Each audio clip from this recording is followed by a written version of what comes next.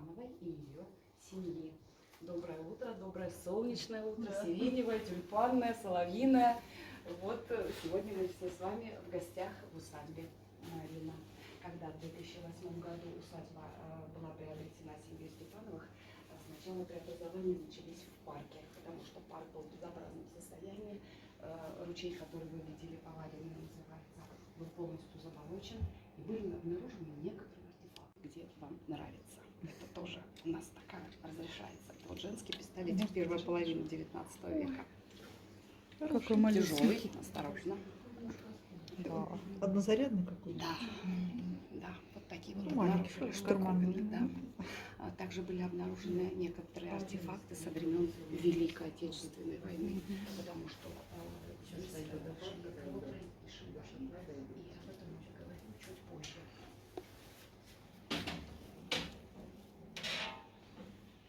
Именно отсюда происходило отопление всего дворца. Дворец огромный, все равно было зимой холодновато. Но вот эта система была одна из первых в Российской империи, потому что была сделана по новым технологиям. Даже здесь, при Строгановых, это 19 век, был ватер-клозет. Он не сохранился, к сожалению. Но ватер-клозеты это были преимущественно только в царских апартаментах, в царских дворцах. Ну, у Строгановых тоже были, потому что люди были не бедные. А сейчас вот мы с вами находимся в таком очень красивом, да, подвале. И вот эта кладка, которую мы видим, она оригинальная. Когда начали реставрацию уже самого дворца, дворец выглядел, подвал выглядел совершенно по-другому. Вернее, он вообще никак не выглядел, он был затоплен водой. И прежде его осушили. Осушили, увидели голубые. Усадьба находится в довольно удачном месте, между двух рек. С запада это речка Тосна. Мы ее с вами с территории особо не видим. Мы ее видим только вот параллельно дворцу, когда вы пойдете гулять на ферму. С левой стороны, с восточной стороны, вернее, это река Пялья. В китайском уголке английского парка эти две речки соединяются и дальше уже протекают в Неву. Так вот, строительство дворца было начато в 1811 году. Для строительства усадьбы был приглашен не кто-нибудь, а Андрей Воронихин. Андрей Воронихин нам всем известен как автор Казанского собора на Невском проспекте. Он был семейным архитектором семьи Строгановых и даже в них проживал, потому что он был крепостной. Он был самоучка, крепостной, вот такой вот гений. Так вот, парк обустраивал Адам Менелас. Адама Менеласа мы все прекрасно знаем по парку Александрия, недалеко от Петергофа. Мы тоже, кстати говоря, недавно посетили. И вот я ходила и вспоминала Марина. И вот тот же самый архитектор обустраивал и тот парк, и этот парк. Местность была, конечно, здесь были леса, было некоторое заболочение, и для осушения вот этой всей территории был приглашен гидролог Зандрак. И вот этот гидролог уже проводил систему каналов, мостов, осушил вот эту всю территорию, и тем самым возник вот этот наш прекрасный, красивый английский парк. 16 гектар парк. И сейчас еще хозяйка прикупила еще земли, бывшие строгановские, за автостоянкой. Мы поговорим еще об этом, за фермой. И территория все увеличивается и увеличивается, потому что проектом Галины Георгиевны нет конца и края. Хочу вам сказать об этом. Да. Вместе с Иваном Колодиным решили немножко его видоизменить, потому что комнат для многочисленных гостей не хватало. И решили достроить еще 3-й этаж. Но сейчас, вот начиная с 3-го этажа к востоку, находятся самые дорогие люксовые номера, потому что в нашем дворце еще и гостиница 4 звезды, 31 номер. И в восточном крыле недавно, буквально месяц назад, открыли еще и спа в марокканском стиле. Очень красивый, замечательный. Он работает для тех, кто проживает в отеле. На крыльцах вы увидели львов. Львы достались Галине Георгиевне без хвостов. Но были реставрированы львы оригинальные. Вот эти львы, которые на главных крыльцах, называются львы Медичи. Это говорит о том, что во дворце живут люди, которые любят все прекрасное. А вот в глубине Куртанера это совершенно другие львы. Львы называются египетские. Версии две. Либо это охрана, да, некая охрана дворца, либо дань определенной старине. Дворец находится на бывшей территории Новгородской вотчины. Давно-давно-давно, до реки Тосна, которая вот здесь рядом протекает, вот здесь была Новгородская вотчина. А река Тосна была четкой границей между Российской империей и Швецией. Так сегодня у вас есть возможность прогуляться в Швецию без паспорта, без визы, совершенно свободно. Что вы там увидите, я вам об этом чуть позже расскажу. То есть все львы оригинальные? Да. Выглядит очень свеженько. Респектабельно, да. Вот как раз смотрите подвал, в каком виде, ну вот воду когда слили отсюда, да, вот подвал выглядел таким когда это было образом. покрашено? Это уже был, конечно, 20 век. Здесь в определенную пору, о которой я вам буду рассказывать, вел испытания гидротехнический НИИ. Водную установку какую-то испытывали. Ну, такая советская классика. Усадьба была никому не нужна, поэтому тут делали, что хотели. Ну, об этом мы поговорим чуть позже, да. Вот эту фотографию обязательно запомните. Сейчас вот прям сфотографируйте ее глазами. Это белый парадный зал. Белый парадный зал, мы скоро в него с вами придем. Вот когда Галина Георгиевна купила эту усадьбу, в нем жили семейство кошачьих. А окон не было, дверей не было, ничего не было. А все, что увидим мы с вами дальше, это уже плод трудов 14-летнего такого вот периода. 14 лет всего ушло вот на восстановление дворца и парка. А в парке рос вот такой вот борщевик. Ну, канал был заболочен полностью, поваренный канал, да, вот он выглядел вот таким образом. Снова были восстановлены все мосты, какие были при Строгановых. Вот видите, какой кошмар здесь был, да? А сейчас живописный ручей. Обязательно прогуляйтесь в картинную галерею. Картинная галерея у нас здесь неспроста. Галина Георгиевна сама у нас художник. Она в свое время спонсировала молодых художников на пленэры за границу.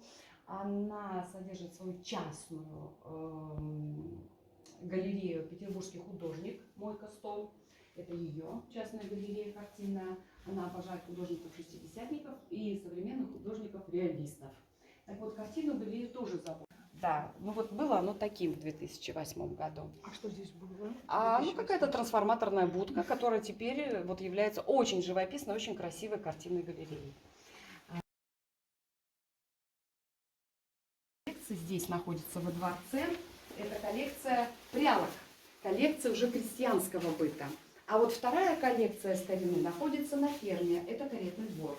Каретный двор, который содержит в себе сани, кареты. И нигде в России больше такой коллекции нету. Вот она коллекционирует по городам и весям, ездила, собирала, что-то привозят, дарят, что чем-то делятся.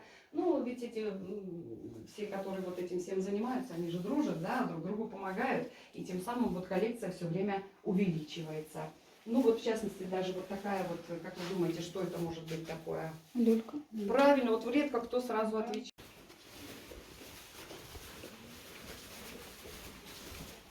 Здесь будет ступенечка такая же, поэтому, пожалуйста, осторожнее.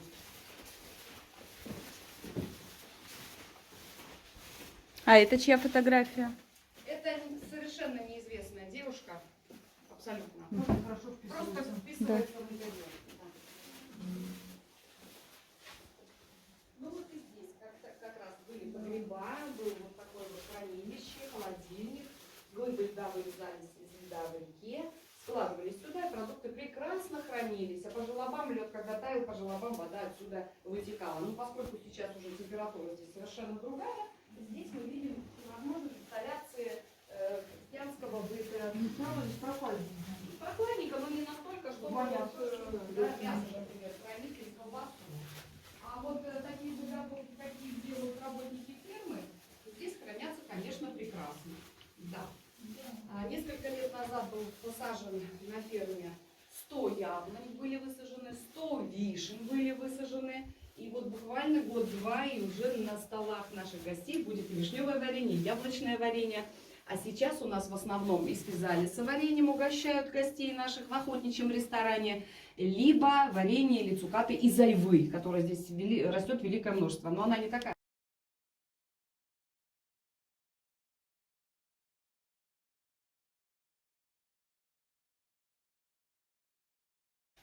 Приходите, пожалуйста, в белый парадный зал. Присаживайтесь, где вам удобно.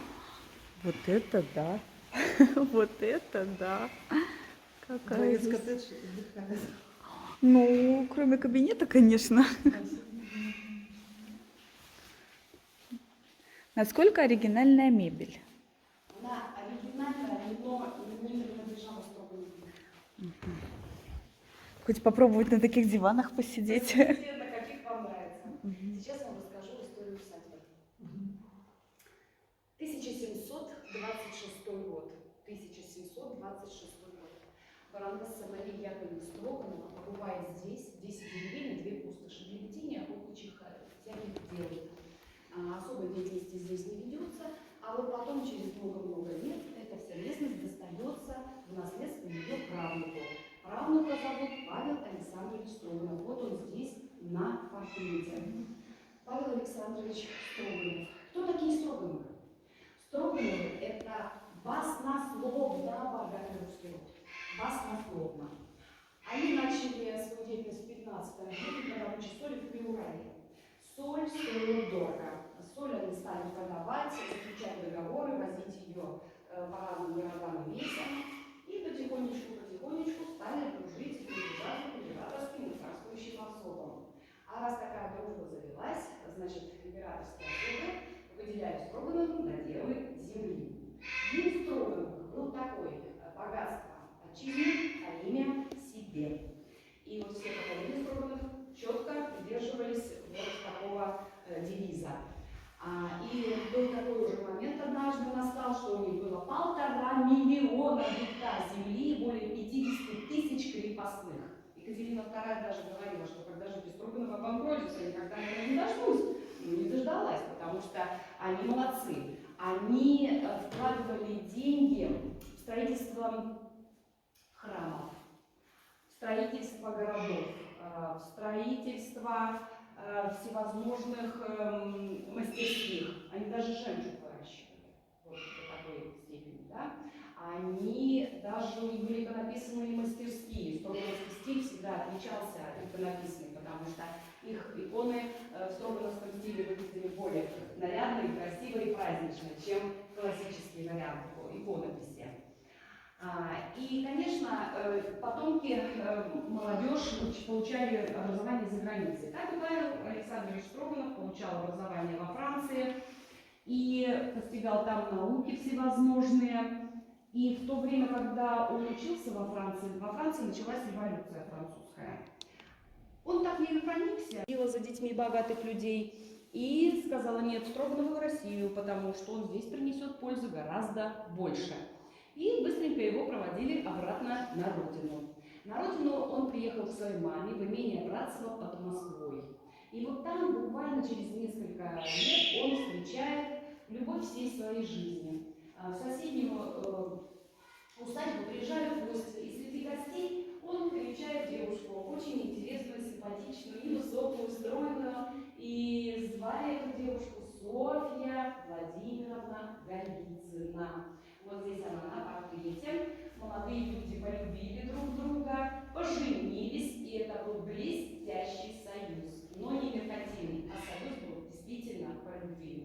У Голицыны же тоже были не бедные, но не настолько богатые, как Строгановы. Род Голицыных там много знаменитостей. Это знаменитые военачальники, дипломаты, коллекционеры, меценаты и так далее, и так далее, и так далее. Вот соединились два таких рода в лице Павла и Софьи. Там, в Братцево, у них рождается сына, он находит, и в то время, когда идет взятие Парижа, Павел сопровождает тело сына в Санкт-Петербург. И мальчика хоронят в Александро-Невской лавре. Там много могил Строгановых, можно пройти мимо и даже их не увидеть, настолько они странные. Там две части Александровской лавры. Вот 18-19 века. Вот, и найдите там Александра Мировича. Да. Тракта сюда, по последнему слову техники. Деревень здесь было несколько вокруг, она между деревнями проложила проспекты. И даже каждому дала название: Василиостровский, Средний, ну, даже вот повторение есть в Петербурге. В деревню Примерная, которая здесь недалеко находится, она заселила латышей, чтобы они обучали сельскому хозяйству местных крестьян. У нее здесь была построена школа, великолепная школа для детей, для бедных, для крестьянских детей, для крепостных детей. И эта школа выпускала управленцев, вот таких управленцев, чтобы управлять усадьбами, лесоводов. Из этой школы вышел очень знаменитый лесовод Теплоухов. По его книгам многие-многие поколения лесоводов учились. И школа эта существовала на протяжении 20 лет. учителя уходили на пенсию, она платила им пенсию, платила хорошую зарплату. Она построила здесь оранжерею. Кстати говоря, когда в 80-х годах стали здесь, в соседней деревне, строить школу среднюю, увидели, нашли фундамент. Стали смотреть архивы. А фундамент этот принадлежал оранжерее, которую строила Софья Строганова. И здесь жили немцы, здесь было казино, здесь был штаб и госпиталь, прямо в усадьбе. Усадьба особо не пострадала, пока шла война. Было взорвано только западное крыло, но его восстановили сразу после войны. Остальное все осталось в ценности и сохранности здания. Затем, после войны, снова был здесь детский дом какое-то время, потом отстраивают в городе Никольское, что недалеко от Тосна, детский дом переезжает туда. А завод «Сокол», который находится тоже в городе Никольское, стратегический военный завод, открывает здесь пансионат для работников своего завода. И тем самым опять усадьба сохраняется благодаря хорошим людям. И усадьба, и парк, все сохраняется, все бережется. И наступает дефолт. 1997, всем известный год. Завод обанкротился. И, конечно, пансионат был тут же закрыт. И вот эта пора, она, полная пора безвременья наступила для усадьбы, когда она действительно никому была не нужна. И вот то, что мы с вами видели, вот это все было до 2008 года, пока усадьба наше государство родное не выставило эту усадьбу на продажу. Выставила на продажу. Галина Георгиевна совершенно случайно услышала, что вот такая вот здесь усадьба есть, Марина. Она приехала сюда, и вот по ее вот словам она это увидела, влюбилась и решила, почему бы не попробовать вот это все восстановить. Я считаю, и мы все считаем, что это получилось. Все, что желаю вам окончательно так как-то погрузиться вот в эту ауру вот этой усадьбы. Рояль 19 века вам в этом поможет.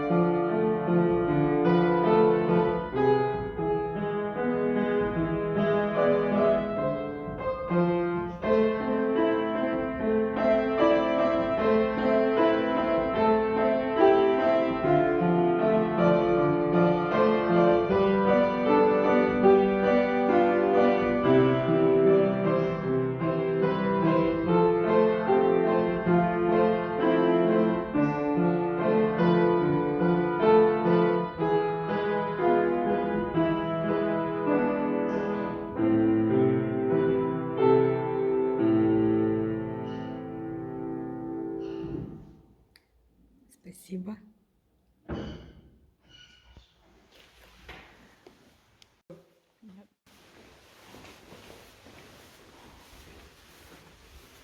Опять же, очередная коллекция Степановых – это фарфор. Фарфора великое множество. Это и кузнецовский фарфор. Это огромная коллекция китайского фарфора, которую на аукционе Галина Георгиевна купила. Это фарфор мейсоновский. Накрывается на столы в охотничьем ресторане для особо важных гостей. В прошлом году мы привлекают сюда вертолеты выходит Дмитрий Медведев. Ну и, конечно, на Лебедевом столе стоял фарфор мейсоновский. Идемте дальше. Проходим в диванную комнату, тоже присядьте на секундочку. Чего Медведев сюда прилетел? Приезжал посмотреть. Приезжал посмотреть, но хочу вам сказать, что... Государство не выделило. И давайте мы с вами представим, что мы приехали к Софье и Павлу на бал. И звучит музыка, возможно, какие-то стихи, мороженое, шампанское, цветы. И какой-то парочке захотелось уединиться. Они приходят в диванную комнату, двери закрываются, и пока звучит музыкальная шкатулка, никто не вправе сюда войти и помешать этой паре. Там за дверью слышно, что она играет? Слышно? Ну и пока и двери закрыты, никто не может их открыть. Ага. А бронзовая люстра потрясающая. Просто. Она Очень. очень красиво, какого она периода. Но это уже современник делал на заказ. Современники делали на Она заказ. очень красиво. Скажите, а вот все восстанавливалось по каким-то Да, фотографиям? Да. То есть есть Да. да. Именно так. источники? Именно так. Пойдемте дальше.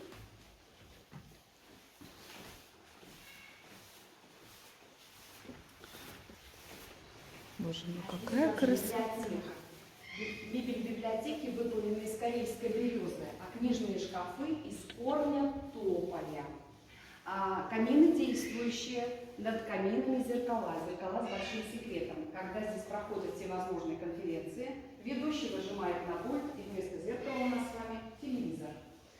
В середине, в центре комнаты у нас находится вот такой шикарный, красивый малахитовый стол, настоящий малахит.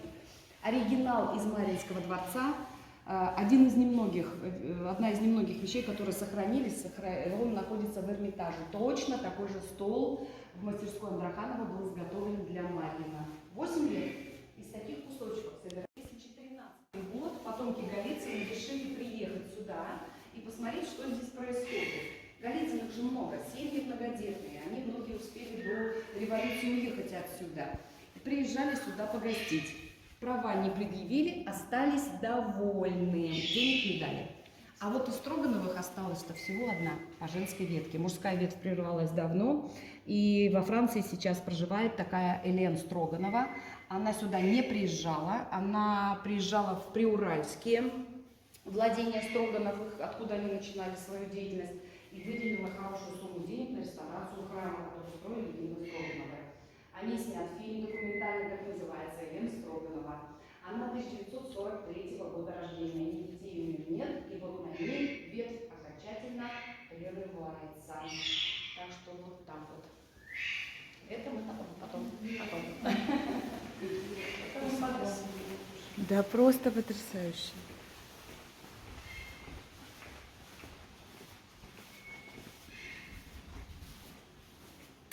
Хотите, тоже можете присесть. Это мужской зал. Он посвящен, конечно, войне с Наполеоном. Когда страна праздновала 200-летие победы под Бородино, здесь у нас тоже праздновали победу под Бородино, 200-летие. В парке была установлена ротонда. Борис Бейбер помогал Галине Георгиевне в этом. И под ротондой находится капсула, а в капсуле послание будущим поколениям от Галины Георгиевны. А вот проходила реконструкция Бородинского сражения, о чем свидетельствуют картины современных художников.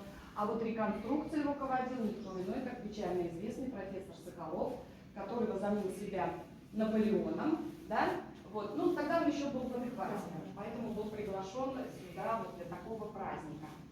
Гости, которые проживают здесь у нас во дворце, могут совершенно свободно передвигаться по комнатам дворца. И даже, пожалуйста, здесь вот могут поиграть в бильярд. А бильярд у нас непростой. Как правило, мы привыкли видеть зеленый стол, а здесь вот Галина Георгиевна красным пошла. Так что это редчайший бильярд. Коллекция оружия, которую собирают нынешние хозяева, здесь в витринах находится, и два мундира.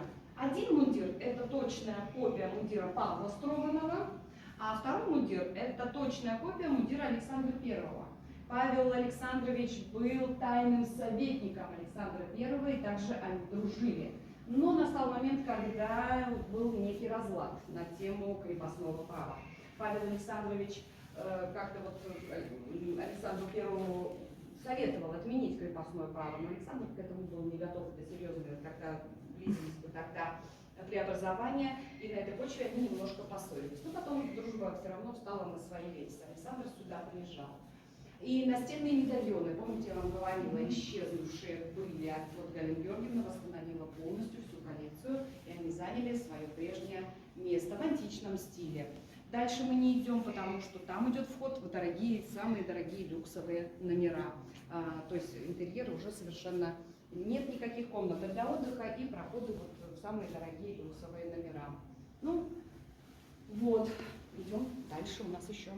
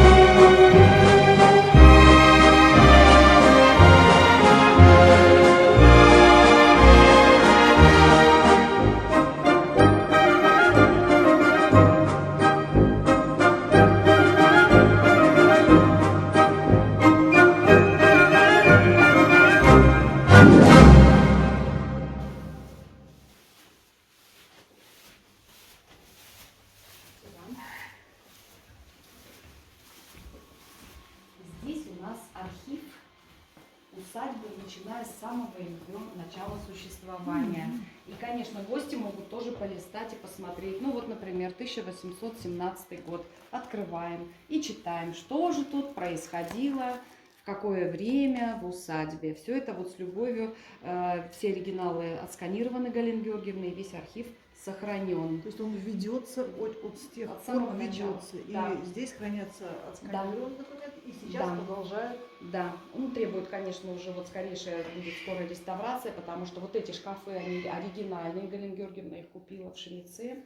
И вот будет все это реставрироваться, уже принимать хороший вид. Видите, трещины вот пошли 20 столько лет уже. У Строгановых была младшая дочь Ольга. Так вот, Ольга являлась прообразом произведения Пушкина «Метель». У нее точно такая же судьба. Для нее был готов уже жених из богатого сословия, но она любила другого. Она любила Павла Ферзена. Вот здесь вот он на портрете. Молодые люди сбежали, в Тайцах в церквушке обвенчались, и при дворе был грандиознейший скандал. До Ольги Строгановой никто еще такого не совершал. Бабушка ее прокляла, а вот мама Софья написала ей письмо: «Люблю, прощай, приезжай». К великому сожалению, этот брак продлился недолго, потому что Ольга очень рано умерла, в 29 лет. Вот здесь она на портрете. Вот такая вот судьба у Ольги Строгановой.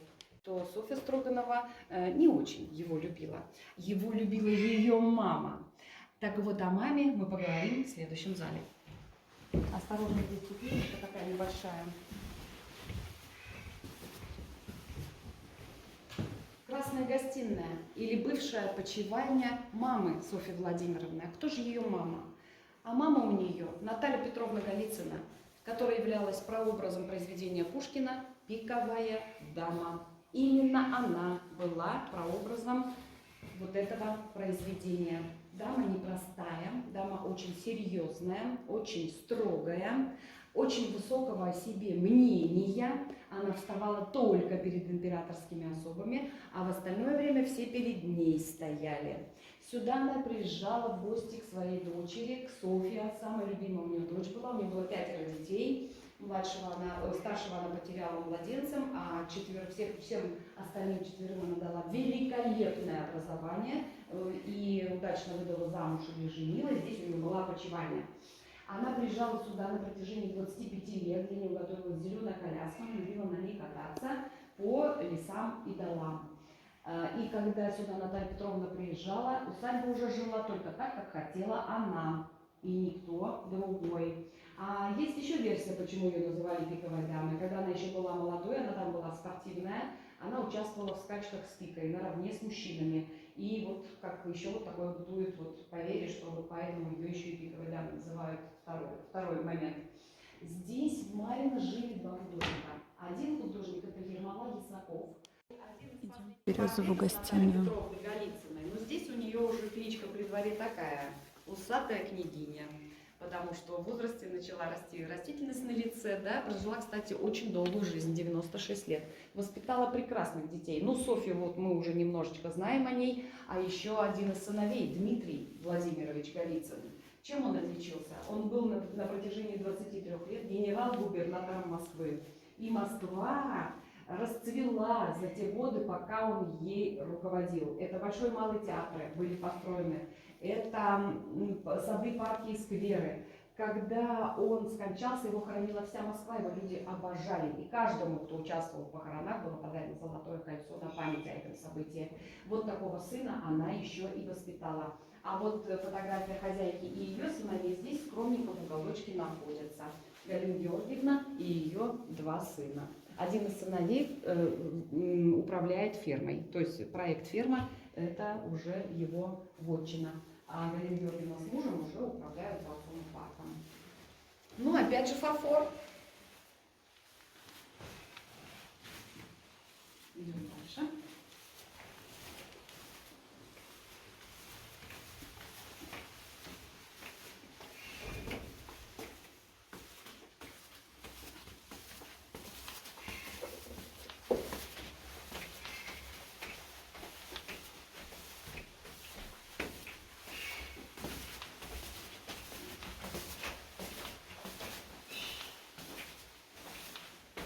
Игральные карты.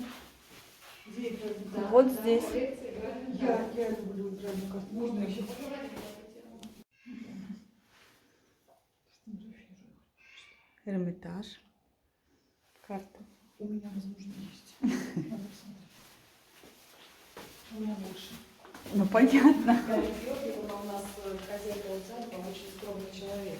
В частности, вот ее картины прячутся вот в этом коридорчике. Но немногие из ее картин особо так не выставляет себя она на показ, да? Когда у нас идут праздники, Галина Георгиевна в первых рядах не видишь, она всегда где-нибудь сидит в уголочке, вяжет, вышивает и так далее. То есть вот, когда вы зашли на ресепшн, видели там витрины с тарелочками расписные, это все ее рук дело. Это все она. Когда может быть спицы тарелки расписаны.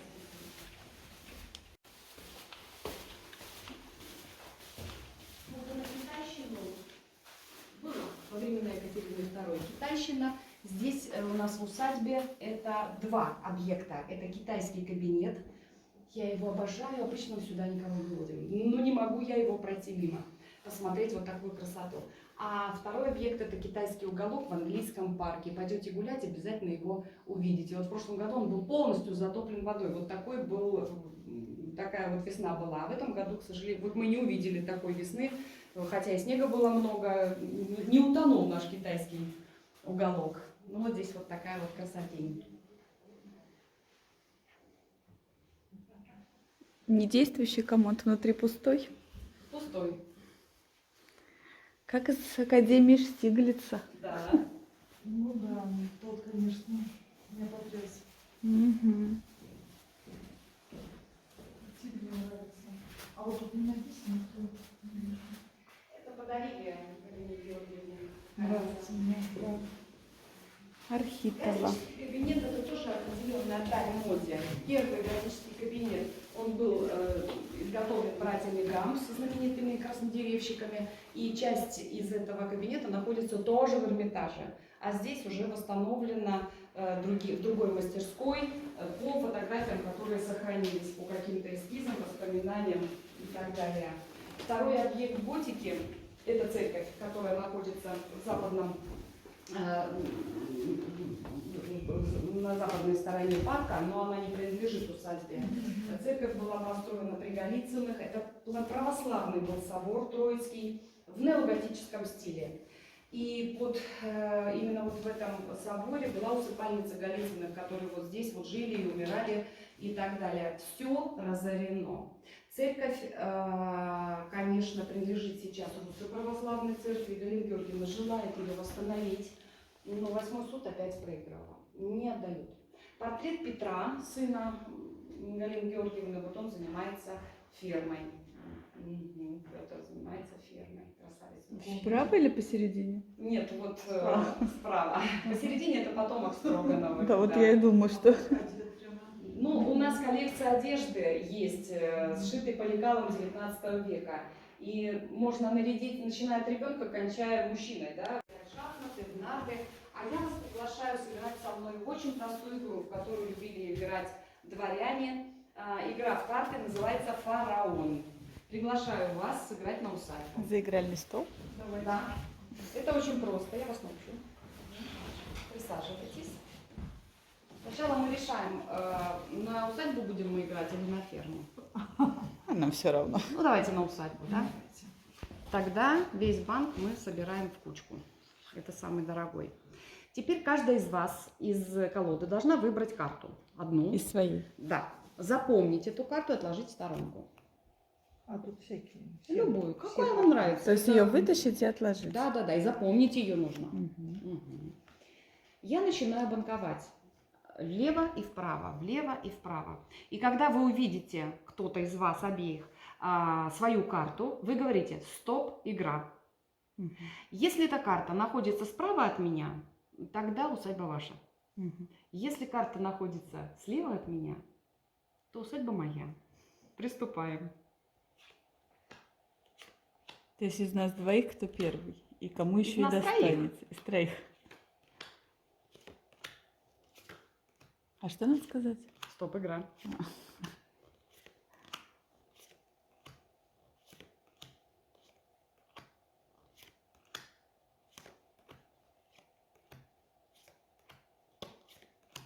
Девять червей, стоп, игра. Моя. Вот так. Так что поздравляем владелицу усадьбы. Ну все, всем до свидания. Я пошла принимать дела. Вот такая вот простая игра. Ее можно играть, конечно, бесконечно. Вот. Можно карты посмотреть? Не все одинаковые. Картинки. Да посмотрите, пожалуйста. Посмотрите. Я таких не видела никогда. У вас не продаются? Нет. Можно вот, например, сделать фото, если хотите вот такое. Не хотите? Или вот так. Но это только в платье надо. Платье можно сделать так, что платье не видно. Не хотите? Да, не. Хорошо. Идем дальше. А медведь настоящий? Конечно. Дайте минуточку пофотографировать, посмотреть. Да. Это уже больно красиво, не успеваешь наглядеться. А что за картина на стене? Это эстампы под произведением Шекспира. Конечно, это копии, а оригинал находится в Томском государственном университете. Вот как далеко уехал. Отмечали. Здесь у нас очередная бильярдная, но главное внимание ваше я хочу обратить на 3 портрета. Мария Яковлевна Строганова, которая в 1726 году приобрела здесь 10 деревень и 2 пустоши. Откуда все началось? Откуда все началось? Вот в честь нее-то Марина это и называется. В честь этой Марии. В честь нее. Этой Именно, Марии. да, этой Марии. Только ей при дворе разрешено было носить русский кокошник. Больше никто не имел такого права. Но есть, конечно, разговоры, почему, но не доказаны, да? И ее муж, Григорий Строганов, чем отличился? Построил 4 военных корабля и подарил их Петру Первому на ведение Северной войны. И в то же время однажды пригласил он Петра Первого на обед. Приходит к нему Петр Первый, а обед накрыт на обычной бочке. Петр, конечно, был удивлен. Ну, ладно, давай пообедаем на бочке. После обеда Григорий Строганов говорит: царь-батюшка, бочку тоже с собой забирайте. Да зачем мне твоя бочка, у меня таких 1000. Ну уж больно настаивал. Ну что же там у тебя в этой ручке? А ручка была полна золотых монет. И таким образом еще Григорий Строганов подарил Петру Первому бочку золота на ведение Северной войны. Строгановы очень помогали нашей вот империи, царям, императорам, и никогда не брали денег назад. Никак таким образом ответился. Вермахт, мы все знаем, присоединил Сибирь к России. А вот спонсировали Вермаха Строгановы, потому что на тот момент у них уже были заводы по производству оружия и другие заводы, они уже были богатыми и, конечно, смотрели далеко вперед. И вот они спонсировали походы Вермаха. Здесь как раз, где можно выбрать себе наряд и заказать фотосессию в любом интерьере дворца. Ну или, например, с собаками. Можно еще. У нас есть псарни, русские борзые. У Строгановых было порядка 150. Можно сходить посмотреть на них? Конечно. У Строгановых было порядка 150 борзых. У нас 4. А вон какие карты видели? Золотые. Можно еще карты? Смотрите, это красивые. Они, ну, обычно рисунок, но золотые. Да. Пол, наверное, оригинальный, да, здесь? Да вряд ли. Вряд ли. Вряд ли. Здесь просто такая небольшая коллекция вот дворянского быта была. Здесь спальня. Спали вот примерно в такой одежде, в колпачке. Конечно, очень красивое зеркало Псише. Как правило, во всех дворцах есть такие зеркала. А следующее помещение, куда мы с вами заходим, это кабинет Софьи Владимировны Строгановой. Что вы видели ее на портрете? Высоко образована, знала, кстати, 7 языков. Перевела несколько частей божественной комедии, вот это вот сложнейшее произведение 15 века. Необыкновенно скромна. Однажды ей хотели присвоить чин статсдамы при дворе, но она отказалась в пользу своей матушки Натальи Петровны Голицыной. Ну, матушка отказываться, конечно, не стала.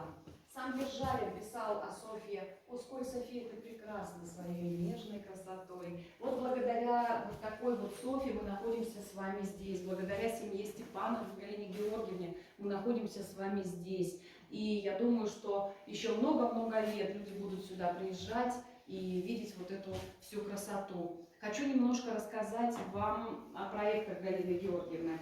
Самый первый проект, мы видим из окна, это, конечно, ферма.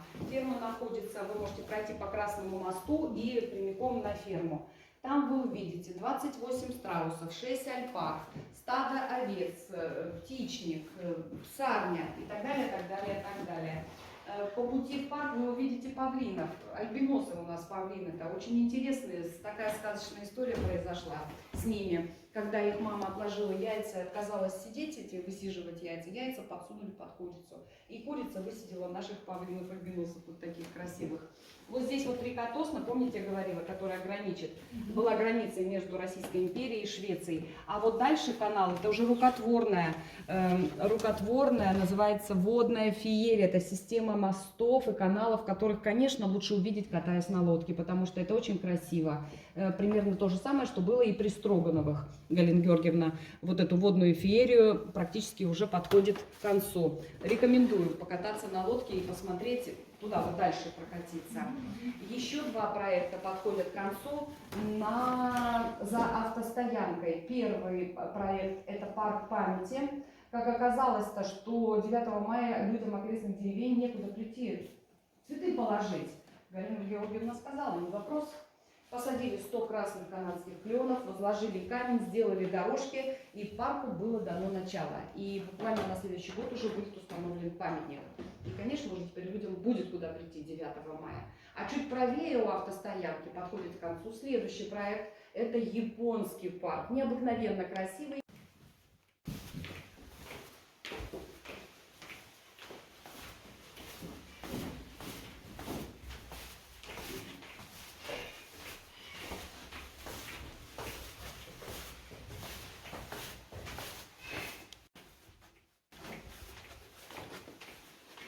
Откуда столько ваз больших, китайских?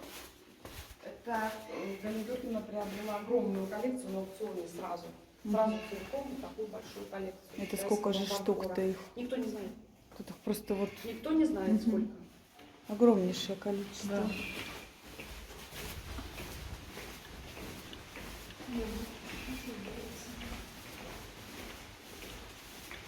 На этом, уважаемые гости, наша экскурсия подходит к концу. И заканчиваем я всегда эту экскурсию своим стихотворением, написанным здесь, в усадьбе. Стоит усадьба на пригорке. Две речки рядом с ней бегут. Английский парк вокруг усадьбы и колокольный звон вокруг. Куртины роз, гортензии, ели, невестин мост, фонтаны, пруд, Львы Медичи, ротонда и руина, и Курдалер, где праздники идут. Ей 200 лет, и будет 300, покуда меценаты в ней живут. Усадеб много по России, но лишь одно – жемчужный завод. На этом наша экскурсия подошла к концу. Я желаю вам крепкого здоровья.